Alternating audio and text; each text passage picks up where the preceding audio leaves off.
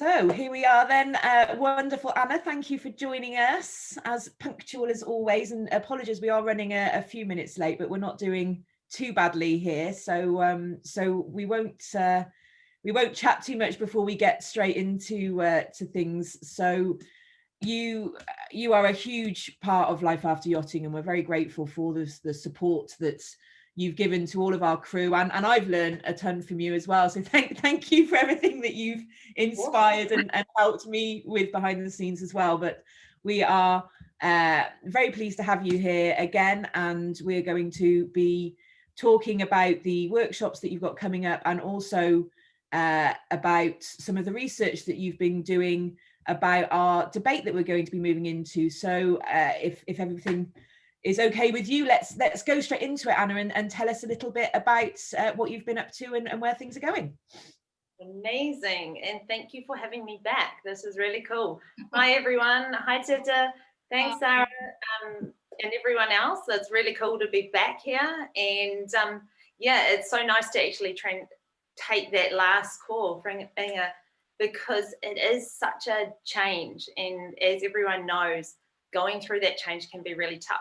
But I think a few years ago when I was going through it myself, there wasn't a lot of help, or a lot of, the services there weren't there to actually help you through that. Or if they were, I couldn't find them. So that's kind of why I set up what I'm doing. And that's what's amazing about this whole platform and network that we've created that can help people now going through that.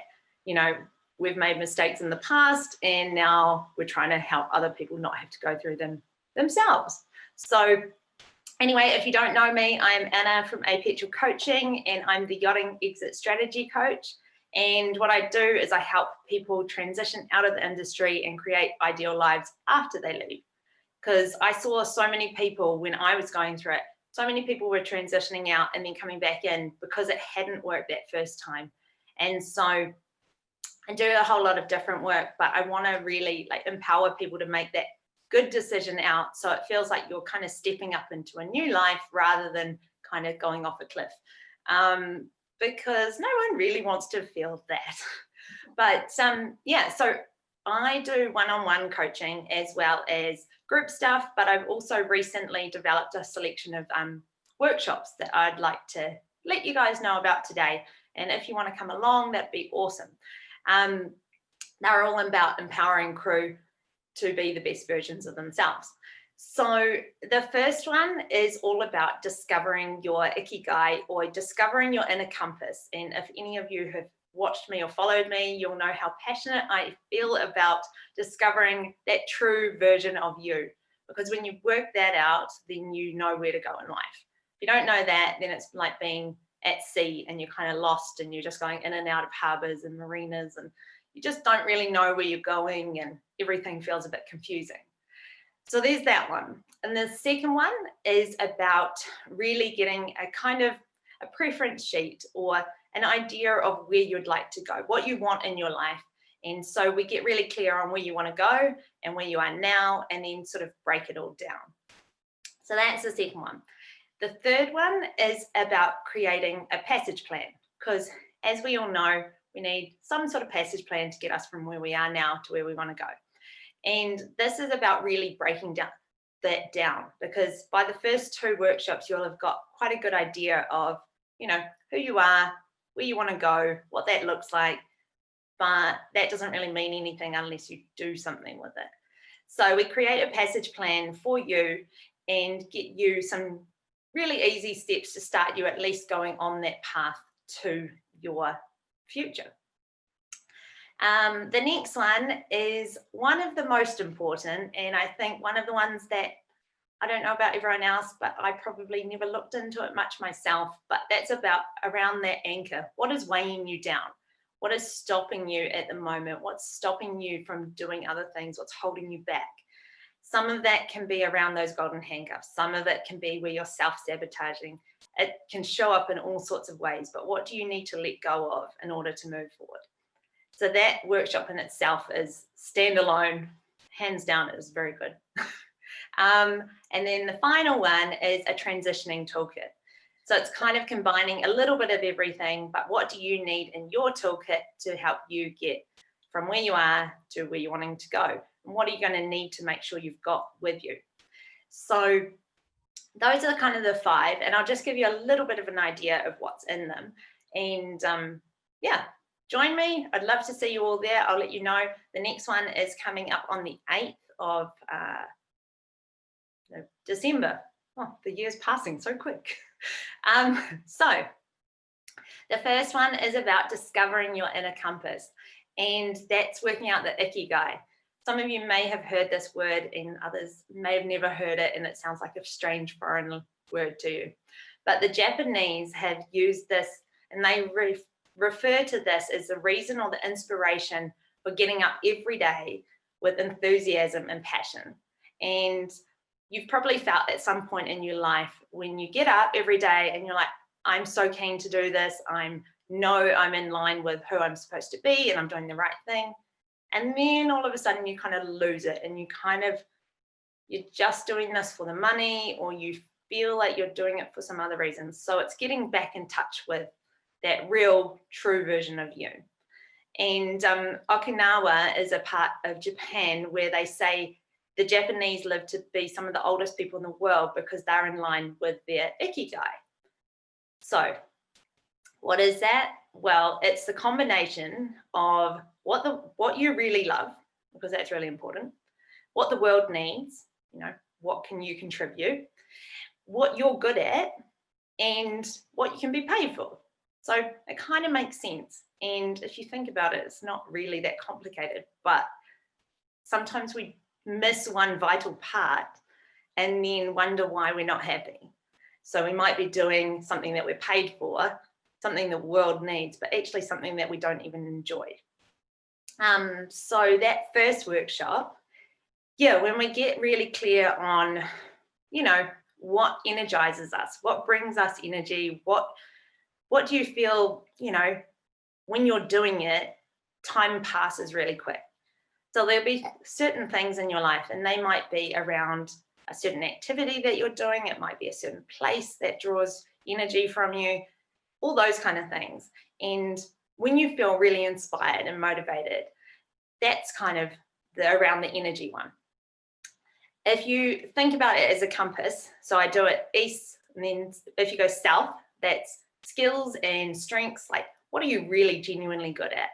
These are things that sometimes you don't even know yourself, and other people might be able to see them. So it's a really good idea to start asking people around you, people you trust in and, work with, or even your family or friends. What do you think I'm really good at? What do you see as one of my strengths, or things that I do naturally? What would you come to me for? So when you start to look at all those things, then you can start to see what you're naturally talented at. And so when we combine those two things, we're getting a good start, but we also want to have a look at what the world needs. So if you go west, so this is about where do you feel most useful? Or if time and money was no object, what would you be doing? Or if you could have an impact on the world or others, what would that be? And what would that look like for you? So how can you be meaningful in the world?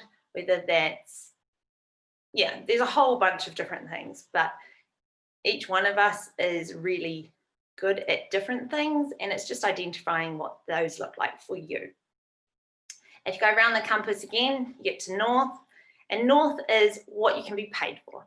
And this doesn't necessarily just mean money and financially, because you can actually be paid for in a way that you contribute to the world. And it might be that you emotionally invest your time into something. And actually, there may be a whole career that you could get into doing that. And you may have completely missed it because you thought, well, there's no money in that. I wouldn't go down that path. But there's a whole lot of things out there that we don't know about until we kind of start exploring them. So it's also, when we look at the what can you be paid for, looking at what you're currently being paid for now. So if you think about your current job, you might be, say, an engineer. What can you be paid for? Well, think about the aspects of your job that you're currently being paid for. Fixing things, solving problems, different things like that. and, reading different schematics and stuff. So you start looking down at breaking them down and seeing what it actually is within each role that you're doing, that you're actually currently being paid for anyway. So we get into that. By the time we've gone through all those areas, you start seeing similarities between each of these different areas. And that's what kind of makes up the essence of who you are, because all the things that you're already kind of good at and you enjoy, those things all sort of link. So by the end of this, you get a really good idea of who you are and what that might mean for you in the future, which is great. But if we don't do anything with this, then that's all it is a fun way to look at who you are. So the second workshop is about, okay, what do we do with that? So we've worked out all this stuff, and then we also look at, values and things that you've achieved in your life. But what does that look like in the future? So we start exploring different things, how you'd like your life to look. And then we start going, okay, where are you now and where do you want to be? So then we start charting that out in a way. And I like to get creative. So you can be creative. You don't have to be creative, but it's always more fun. And so then we get really clear on what that looks like. And there's some really easy steps to take away from that.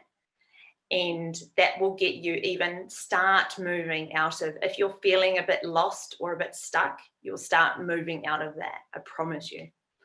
And that moves quite quickly into the next one, which is about creating a passage plan for you.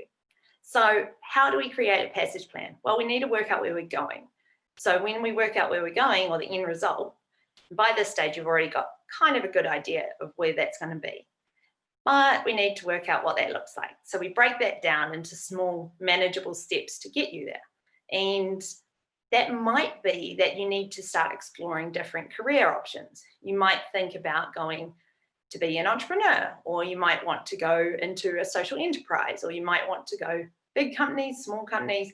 It might be different things that you start exploring, or it might be that you need to start networking with certain people to find out a bit more in different areas. So you get really clear on different areas you can start exploring to start moving you towards your goal. Then the next one is the one on that anchor, and that is that what's weighing you down. How are you sabotaging yourself at the moment? What are you doing to hold yourself back? And this shows up in all different ways for all of us. And some of those we have held on to for such a long time that we don't even know what those are anymore. And we're not even aware that we're sabotaging ourselves. So what can you let go of? What do you need to let go of if you're going to make this transition actually work? What is it that you are holding on to, which we're going to talk about it soon, those golden handcuffs? Is that a concept that you're holding on to? And by holding on to that, I don't want to lose the golden handcuffs, you're actually not allowing yourself to even explore anything else and move forward, because you've got this big idea of what that looks like. So you haven't even been able to allow yourself to explore any new options outside of that. Other things show up, all sorts of different things, habits, beliefs, gremlins of whatever sort they are for you, and all those fears. And sometimes it's just really good to be able to identify them and become aware, because when we create some awareness, then we can start to move forward. So that's that one. And we will talk about golden handcuffs very shortly. But the final one is around a transition toolkit. And that combines just all of this really. And it's a bit more brief than, obviously doing all of these. But what do you actually need? Like, what do you need right now before you leave? Because sometimes we can look at things and get a bit overwhelmed. And when we start to break it down, we can actually see what we really need right now. And sometimes it's about, do we need to look after our mental health while we're going through this? Yes, you do. If you didn't think that was an answer, yes, you do. Also, how much money do we need in order to transition? It might not be as much as you had thought. Do we need a support network around us. Yes. Like we need all these things, and it's just seeing and identifying them and working out how you can get those in your life right now.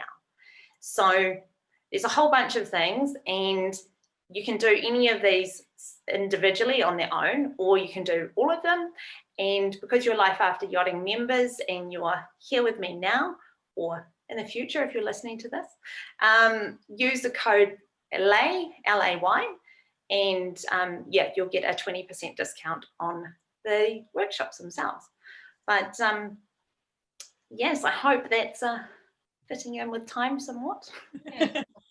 That was perfect. Yeah, we've been running a few minutes late nearly all day, so that fits in nicely. And I can see that Dale and Nunu, who are going to be joining us for the Golden Handshake conversation, are waiting in the wings, so we can transition onto that in just a few moments if we get Dale and Nunu on the screen as well. But yeah, just to finish off with your workshops, fantastic. I mean, I'm sat there nodding like this, going, I need that. I could do with some of that self-awareness, and I could do with learning and literally already thinking, oh, I'm going to turn around to my colleagues and ask them what I'm actually good at. And you know, such good information there from you. And I think in crew especially that are thinking about leaving, or perhaps crew that have worked on land and are thinking about going back, I think particularly important for them. So yes, just to finish off, and before we go into the golden handcuff debate, I've been calling it the handshake, but there we go, the golden handcuffs debate. Just to let people know, you can reach out to Anna. Anna is on the Life After Yachting online portal. So as an initial contact, you are able to go, and if you haven't already registered, everything is completely free for crew. You can go on to lifeafteryachting.com, register, access the portal and our whole network of support out there for crew, and you can get in touch with Anna and have a 15-minute discussion about how she can help you, and also just to ask any general questions that you have. But I do definitely recommend that you look into the workshops that Anna is running as well. I think they are such a valuable resource, and Anna will be able to tell you exactly how you can be involved in those, how you access them, all the timings and things like that. So please do get in touch. And whether you're looking to do the workshops or whether you are looking for other advice, Anna, this is just one part of Anna's toolkit. So you know, there's lots of other things that she can help you with. So please do get in touch. I'd literally love just to arrange like a weekly call with you, Anna, just to be like, hi, this is what I'm doing this week, and just to, you're such a reassuring person, and your enthusiasm for both life at sea and life on land is really inspirational. So yes, I think anybody would benefit from having some discussions with you, that's for sure.